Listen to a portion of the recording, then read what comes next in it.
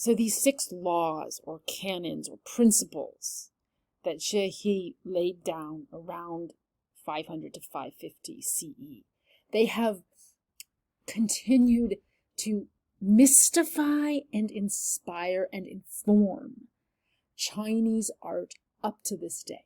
They're some of the most famous writings on painting, and they are incredibly elusive. They're elliptical. What is he saying? There are only 6, and they are incredibly brief. 1, this is the translation from James Cahill, engender a sense of movement through spirit consonance.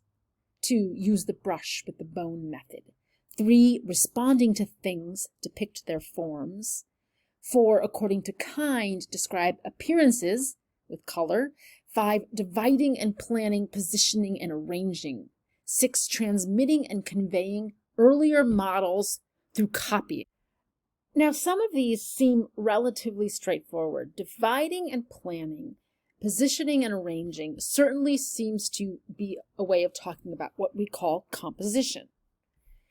Now, transmitting and conveying earlier models by copying them, that also seems straightforward, since that is how artists throughout Chinese history have proceeded. But what exactly does he mean when he says, according to kind, describe appearances with color? I mean, if we look at this painting from this scene from the Admonitions of the Imperial Instructress, the color is used very sparingly. We have the wonderful deep black for the fur of the bear. We have the imperial red for the soldiers' robes and for the trim of Lady Fang's robes. And then we have the actual color of the silk, and then the black of the lines that define movement, that create form, but very little other color, very controlled color. And then what about this? Responding to things, depict their forms. Okay, well, I feel like this painter Gu Kaiji or his follower has truly depicted the form of the gown spilling, the beautiful gown spilling on the ground, the form of the bear. It's a little bit comical, but it's working. The form of the soldier's garments, the form of the emperor. All of that does seem very clear. What does it mean, use the brush with the bone method? Engender a sense of movement through spirit consonance. These have been some of the most talked about and elusive axioms from these canons. Stockstead and Cawthron, the writers of your textbook, do a really good job helping you to engage with this idea of spirit consonance. It is what imbues a painting with life's movement, and I'm so glad that they related spirit to the Taoist term qi, the life force. The breath itself, of course, is our fundamental life force, the flowing in and the flowing out of breath in the body and out into the bigger universe. So it's what connects us to all creation, energy, and flow. And in a sense, I think that what this axiom of spirit consonance is trying to express is that the painting needs to seem as if it breathes with life. When a painting has qi, it will be alive with inner essence. I don't even know if that's the right word. It will be alive. It will pulsate. It will move. It will flow. It will breathe. How are those qualities able to get into a painting? A painting, after all, is just wet colors, which are usually made from pigments, from soot, or from other minerals, on a surface. How do you get it to seem to be full of life? Well, one of the things you do here, this painting is suggesting, is you have a flowing line that seems to ripple with energy and movement.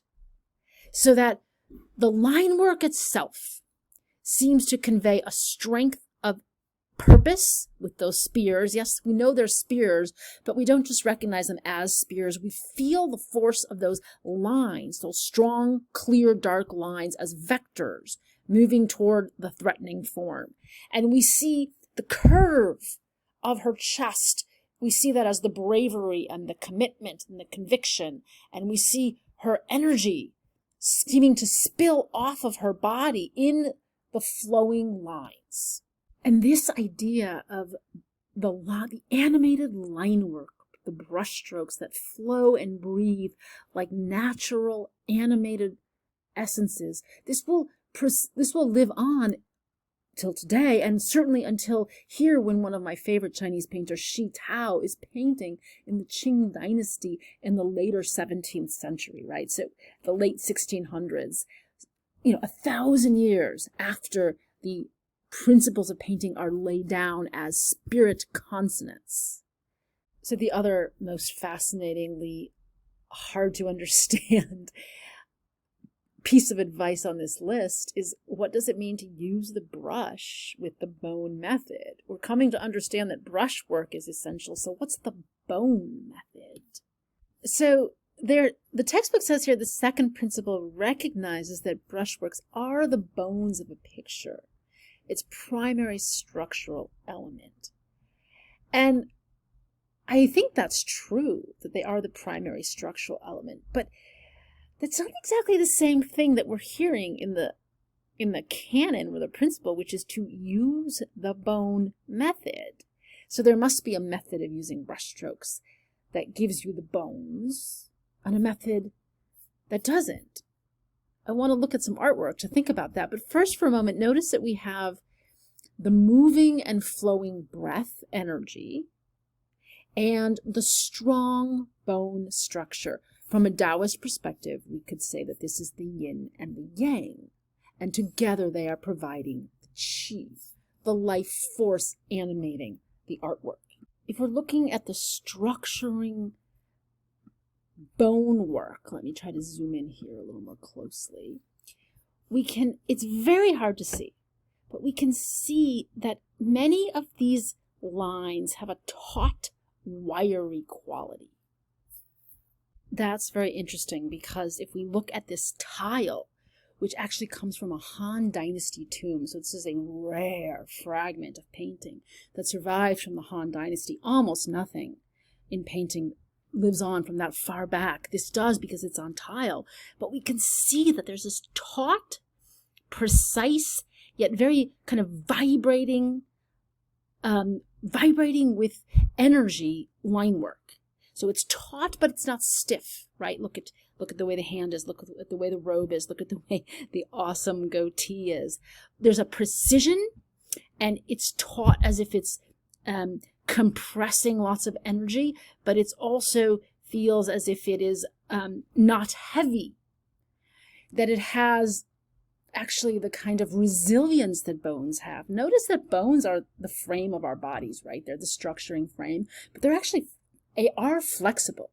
They're filled with marrow, and they actually have flexibility. So that it's that quality of tensile strength that I think we're seeing, that I think is actually being celebrated, more than hundreds of years later in the canons as using the bone method. So we should realize that these canons have been evolving since the Han Dynasty and represent a kind of an investment in understanding painting that tells us how important painting was and how much attention there was by the artists and their viewers, their audience, to the subtleties, and the sense that the subtleties actually make the artwork have its power.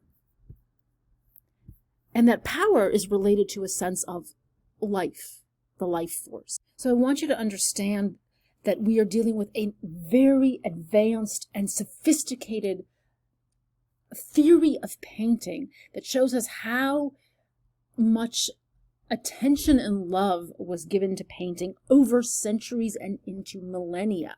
And so we don't even know the full depth of this tradition, because there is so much painting that, in the next dynasty coming forward, the Tang Dynasty, we know it was a golden age of figure painting, but almost nothing survives.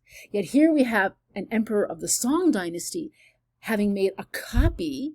Remember, one of the ways you transmit, according to the laws of painting, you transmit through copying, made a copy of a Tang Dynasty painting during his lifetime in the Song Dynasty. And we can see how the line work has that tensile strength. We can see its flowing animated quality and the amazing observing of the space in which these women move and the little girls, these female figures, and a positioning of the body so that we feel the turning of one body facing towards us, one with its back to us, her back to us, one facing this way, and then this delightful little girl peering under in this playful way. So it is full of movement, and it is full of life. And we do feel as if the painter has used very clear lines and open space to make a whole world come to life.